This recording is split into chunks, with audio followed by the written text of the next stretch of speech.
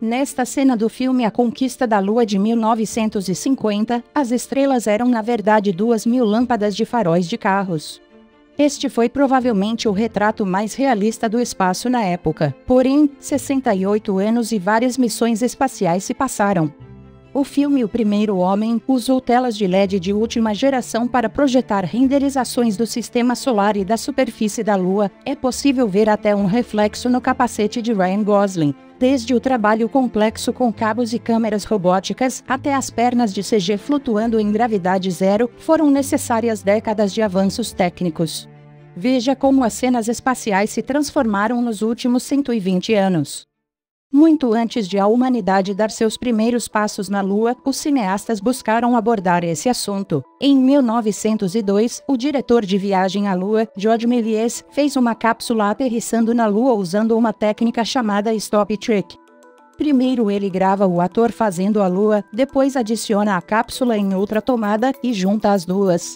Embora esta cena icônica seja fantástica, o filme A Conquista da Lua queria ser o mais cientificamente preciso possível. Entretanto, os cineastas tinham uma compreensão científica limitada do espaço e ferramentas limitadas para efeitos especiais. Além de utilizar lâmpadas para as estrelas, o elenco também usou a técnica chamada matte painting como pano de fundo para criar a ilusão de perspectiva sobre a Lua.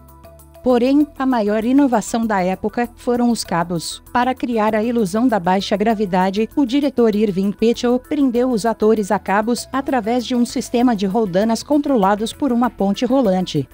Isto efetivamente levantou os atores do chão, mas evitar que os fios fossem vistos na câmera deu muito trabalho. Segundo o escritor Robert Heinlein, as luzes do set poderiam evidenciar os cabos nas filmagens. Se os cabos fossem vistos na tomada, eles teriam que começar tudo de novo. O filme queria mostrar personagens em movimento enquanto a nave saía da órbita da Terra. Para criar a ilusão de uma pessoa andando por todos os lados, a equipe criou um conjunto com uma câmera fixa e 2 estabilizadores. Assim, a câmera poderia girar com o set, semelhante ao equipamento que permitiu Fred Astaire dançar nas paredes em Núpcias Reais de 1951. Todas essas inovações custaram muito tempo e dinheiro. Como Heinlein escreveu, o realismo é fatalmente caro.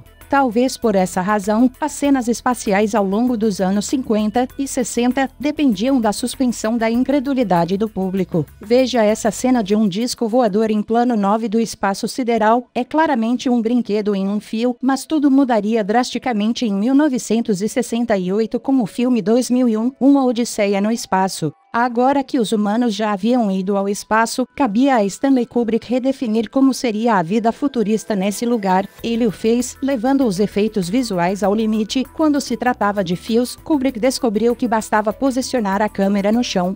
Desta forma, o próprio corpo dos atores bloquearia os cabos de vista. A ilusão de gravidade zero também se tornou mais elaborada. A equipe construiu uma centrífuga de 12 metros de altura que girava a 5 km por hora para imitar a gravidade artificial.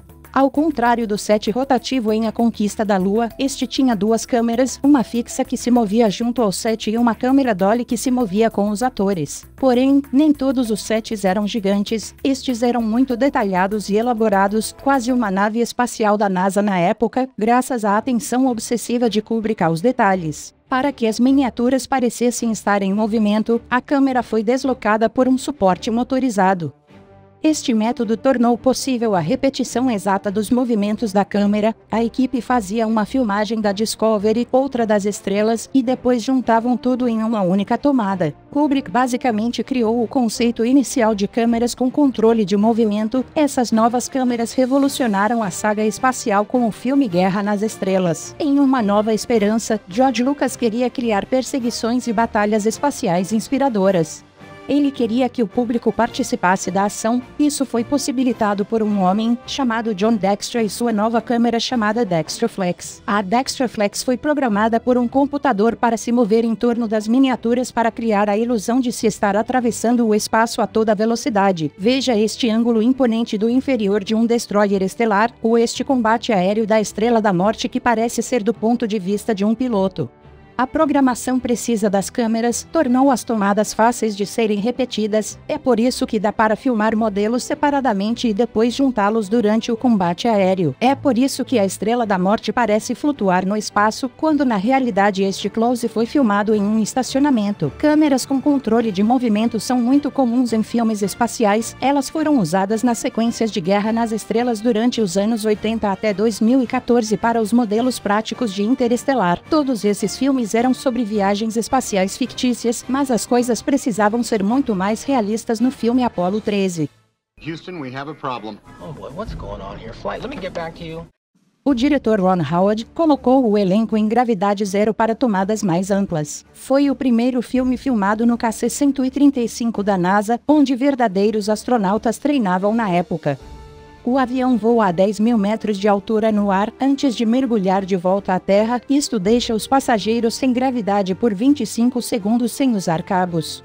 A equipe tinha apenas 25 segundos por viagem para filmar, então os cineastas dividiram as cenas em pequenos pedaços e depois usaram cabos no set para os closes. No total, o elenco e a tripulação fizeram 612 voos, totalizando quase 4 horas sem gravidade. Filmar em uma aeronave de gravidade reduzida é ótimo, mas o tempo limitado de gravidade zero torna isso um pesadelo logístico. Veja o que é necessário para filmar tomadas maiores. No filme Gravidade, algumas tomadas contínuas no espaço duravam até 15 minutos, dificultando tanto o movimento quanto a iluminação adequada dos atores.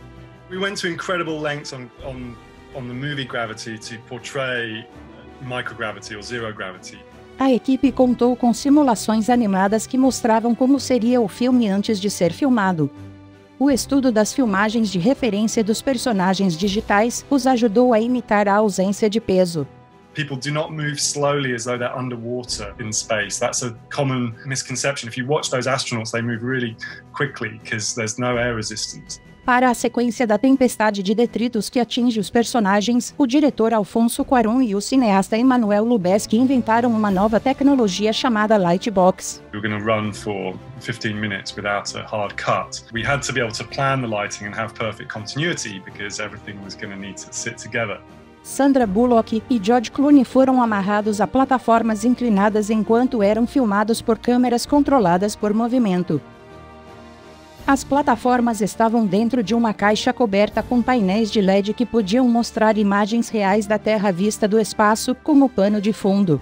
Como tudo estava programado, eles podiam mudar a iluminação rapidamente. Isso veio a calhar para a cena em que são atingidos por detritos espaciais. Filmes como O Primeiro Homem usaram a Lightbox e foram ainda mais longe com telas de LED. O diretor Damien Chazelle usou uma tela de LED de 12 metros de altura e 20 metros de largura para proporcionar uma visão de 180 graus do espaço em tempo real. Isso significava que a cápsula espacial Gemini saindo da Terra poderia ser capturada em câmera. Como este modelo em tamanho real era motorizado, a câmera não precisou fingir nenhum movimento. Deu até para obter este reflexo lunar no capacete de Ryan Gosling. Tornar a Lua realista também deu muito trabalho. A caminhada na Lua de Neil Armstrong foi filmada à noite em uma pedreira cheia de cascalho para replicar a superfície da Lua. Depois, essa filmagem foi incorporada a varreduras reais da superfície da Lua fornecidas pela NASA. Detalhes como este fizeram o filme O Primeiro Homem se destacar. Veja essa tomada. O pó que é provocado por cada passo foi adicionado com CG. Talvez a computação gráfica seja a solução para imitar o movimento de gravidade zero. Gravity is impossible to get away from. You're constantly under it. A empresa Framestore fez grandes avanços no filme O Céu da Meia-Noite, fizeram a ausência de peso parecer mais real do que nunca. You hold your limb out and swing around, you kind of feel gravity doing its thing. We were able to completely eliminate that. Dublês digitais permitiram aos cineastas cenas mais desafiadoras, como estes planos gerais da equipe fora da ITER. Este ator estava minimamente amarrado ao set, mas adicionaram pernas digitais para que não houvesse nenhum resquício de gravidade. Com menos cabos, não se preocuparam com o posicionamento das câmeras como ocorreu em Uma Odisseia no Espaço. A equipe também usou um sistema de câmera virtual, onde o diretor usava um iPad que mostrava imagens animadas brutas. Este nível de planejamento permitiu que a caminhada espacial contasse com 70 tomadas digitais, tudo com o apoio da computação gráfica. The technology has come so far in the 10 years since we did Gravity that you can do these things in quite a lightweight way. And it is interactive and easy enough for a director to just hold an iPad and look around a set. O resultado é uma série de tomadas onde movimentos digitais, dublês com cabos e tripulantes escondidos levantando objetos contribuem para fazer essas viagens aterrorizantes e inspiradoras. So we've come a long way since Apollo 13, and indeed we've come a long way since Gravity. Méliès fez uma cápsula voar para que Kubrick desafiasse as leis da gravidade e Cuarón pudesse captar a luz do sistema solar. Cada um deles pode parecer um pequeno passo por si só, mas em conjunto foram um grande salto para o cinema, assim como a tão famosa caminhada lunar.